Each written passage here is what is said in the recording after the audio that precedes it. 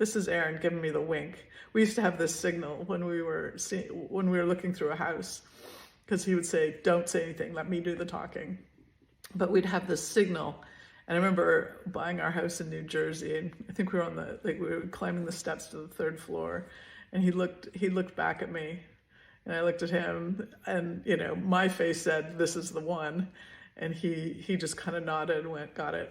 And so again, he was the negotiator in these situations. So I felt like smelling smoke while I sat there was like his nod to like, this, yeah, this is the wink, go for it. So kind of coming back to this sort of, this diminishing of the fear of death is something that I think happens to people who are grieving, because I think part of you thinks, I'm going to be with them someday, or, like the worst has happened, so what could possibly be happening now? And it kind of shifted everything I thought about life, because everything became like, I became sort of a yes person to everything. Like, sort of what would go through my head is like, life is really short, and I may as well do this thing. Life is really short, and so why not buy a chateau in France? Like, if I can do it, why not? If that's something I want to do, yeah, it might fail. I may still fail. I don't know. I mean, like anything could happen.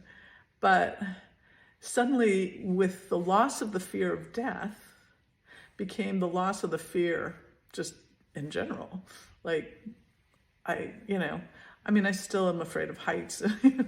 There's still things I'm afraid of, don't worry. But just as it applies to life, it just became this barrier that came down.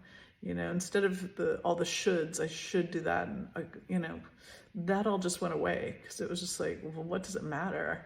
I had this life all plotted out. I was doing all the right things, and that all went to hell. So, let's try it a different way.